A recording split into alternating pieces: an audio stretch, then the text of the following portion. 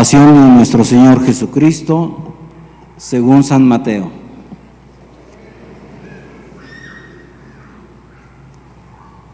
Jesús compareció ante el procurador Poncio Pilato, quien le preguntó: ¿Eres tú el rey de los judíos? Jesús respondió: Tú lo has dicho. Pero nada respondió a las acusaciones que le hacían los sumos sacerdotes y los ancianos. Entonces le dijo Pilato: ¿No oyes todo lo que dicen contra ti? Pero él nada respondió, hasta el punto de que el procurador se quedó muy extrañado. Con ocasión de la fiesta de la Pascua, el procurador solía conceder a la multitud la libertad del preso que quisieran. Tenían entonces un preso famoso llamado Barrabás. Dijo, pues, Pilato a los ahí reunidos: ¿A quién quieren que les dejen libertad? ¿A Barrabás o a Jesús, que se dice el Mesías? Pilato sabía que se lo habían entregado por envidia. Estando él sentado en el tribunal, su mujer mandó decirle: No te metas con ese hombre justo, porque hoy he sufrido mucho en sueños por su causa. Mientras tanto, los sumos sacerdotes y los ancianos convencieron a la muchedumbre de que pidieran la libertad de Barrabás y la muerte de Jesús. Así, cuando el procurador les preguntó: ¿A cuál de los dos quieren que les suelte? Ellos respondieron: A Barrabás. Pilato les dijo: ¿Y qué voy a hacer con Jesús, que se dice el Mesías? Respondieron todos: Crucifícalo. Pilato preguntó: ¿Pero qué mal ha hecho? Mas ellos seguían gritando cada vez con más fuerza: Crucifícalo. Entonces Pilato, viendo que nada conseguía y que crecía el tumulto, pidió agua y se lavó las manos ante el pueblo, diciendo: Yo no me hago responsable de la muerte de este hombre justo. Allá ustedes. Todo el pueblo respondió: Que su sangre caiga sobre nosotros y sobre nuestros hijos. Entonces Pilato puso en libertad a Barrabás. En cambio a Jesús lo hizo azotar y lo entregó para que lo crucificaran. Los soldados del procurador llevaron a Jesús al pretorio y reunieron alrededor de él a todo el batallón. Lo desnudaron, le echaron encima un manto de púrpura trenzaron una corona de espinas y se la pusieron en la cabeza. Le pusieron una caña en su mano derecha y, arrodillándose ante él, se burlaban diciendo: ¡Viva el rey de los judíos! Y le escupían. Luego, quitándole la caña, lo golpearon con ella en la cabeza. Después de que se burlaron de él, le quitaron el manto, le pusieron sus ropas y lo llevaron a crucificar. Al salir, encontraron a un hombre de Cirene llamado Simón y lo obligaron a llevar la cruz. Al llegar a un lugar llamado Gólgota, es decir, lugar de la calavera, le dieron a beber a Jesús vino mezclado con hiel. Él lo probó, pero no lo quiso beber. Los que lo crucificaron se repartieron sus vestidos, echando suertes, y se quedaron sentados ahí para cuestionarlo. Sobre su cabeza pusieron por escrito la causa de su condena: Este es Jesús, el Rey de los judíos. Juntamente con él crucificaron a dos ladrones, uno a su derecha y el otro a su izquierda. Los que pasaban por ahí lo insultaban moviendo la cabeza y gritándole: Tú, que destruyes el templo y en 3 días lo reedificas, sálvate a ti mismo. Si eres el Hijo de Dios, baja de la cruz. También se burlaban de él los sumos sacerdotes, los escribas y los ancianos, diciendo: Ha salvado a otros y no puede salvarse a sí mismo. Si es el Rey de Israel, que baje de la cruz y creeremos en él. Ha puesto su confianza en Dios, que Dios lo salve ahora, si es que de verdad lo ama, pues él ha dicho: soy el Hijo de Dios. Hasta los ladrones que estaban crucificados a su lado lo injuriaban. Desde el mediodía hasta las 3 de la tarde se oscureció toda la tierra, y alrededor de las 3 Jesús exclamó con voz fuerte: Elí, Elí, lema sabactani, que quiere decir: Dios mío, ¿por qué me has abandonado? Algunos de los presentes al oírlo decían: está llamando a Elías. Enseguida uno de ellos fue corriendo a tomar una esponja, la empapó en vinagre y sujetándola a una caña le ofreció de beber. Pero los otros le dijeron: déjalo, vamos a ver si viene Elías a salvarlo. Entonces Jesús, dando de nuevo un fuerte grito, expiró. De rodillas en silencio, por favor.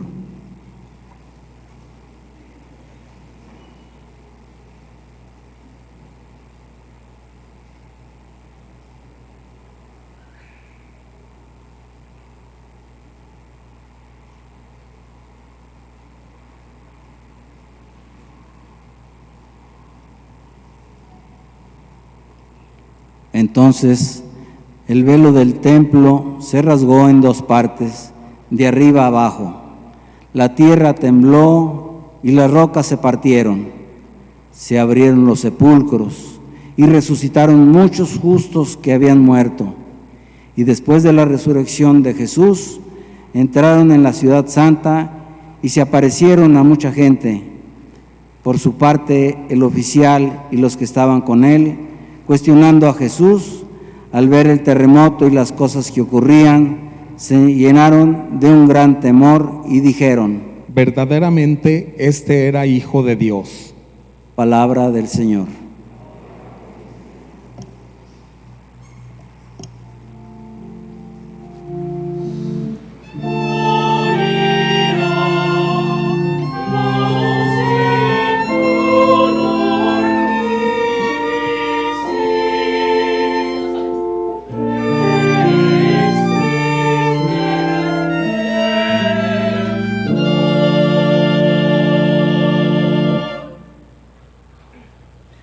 Siéntense, por favor.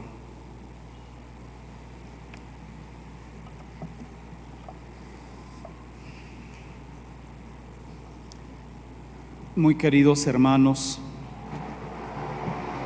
hoy, Domingo de Ramos, iniciamos la Semana Santa, una semana en la que contemplaremos a Cristo viviendo su pasión, muerte y resurrección. Por tanto, es una semana muy bella y de profundo significado en nuestra vida, que debemos vivir con estas notas características del recogimiento, de la oración y de la participación en los oficios que celebramos como oficios cultuales en el templo.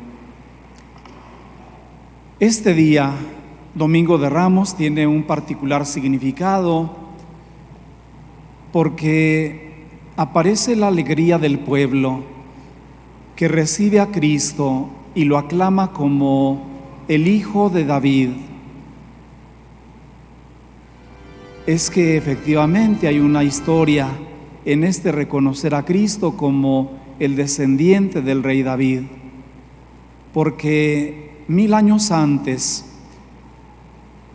David, siendo rey, obtuvo una gran victoria. En aquel tiempo, el pueblo enemigo, poderosísimo, eran los filisteos.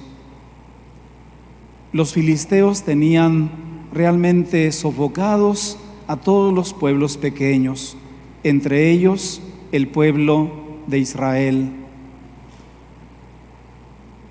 Y entonces aparece David, que es ungido rey de Israel desde muy pequeño, y Dios hace ver su fuerza en él.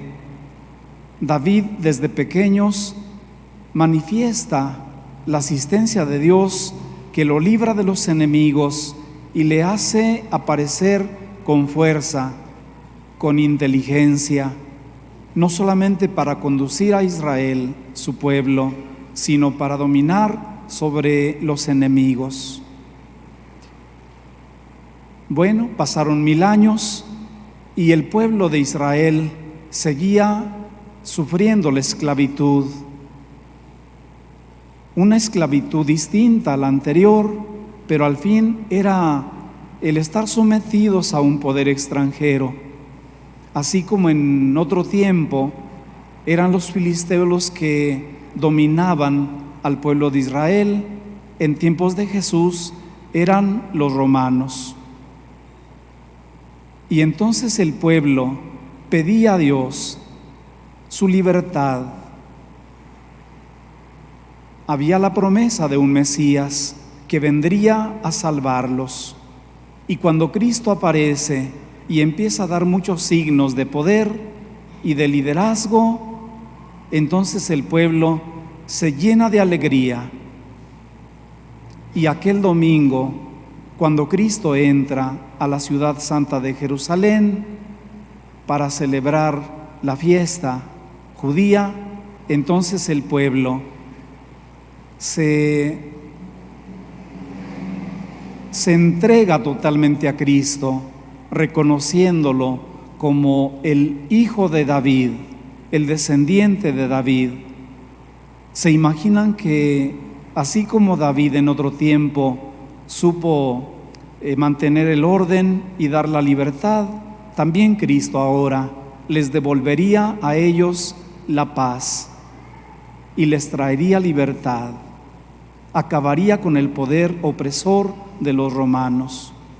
Y aquel domingo sobraron vivas gritos de alegría, expresiones jubilosas como el salir agitando ramos de olivo y poner sus mantas al paso de Jesús, que iba montado en un burrito. En realidad, esta liberación esperada se cumplió, pero la liberación de Cristo es superior a una liberación temporal, porque Cristo viene a liberar a su pueblo no de la opresión de unos poderosos como eran los romanos, sino viene a liberarlos del enemigo principal, el pecado, y por consecuencia al demonio. Libera al pueblo del pecado, del demonio, del mal, y no solamente al pueblo de Israel, sino a toda la humanidad. Por eso nosotros como iglesia, como pueblo nuevo de Dios, celebramos en este día ese acontecimiento grande, simbolizado en aquel día festivo del Domingo de Ramos en Jerusalén. Pues ojalá que nosotros admiremos el poder de Cristo y lo alabemos porque Él viene a traernos vida nueva. Vamos a pedirle al Señor que nos ayude para que esta Semana Santa la podamos vivir con sentido de alegría, de paz, de recato, de recogimiento, de oración. Son características que no deben faltar en la vida de un buen cristiano. Que así sea.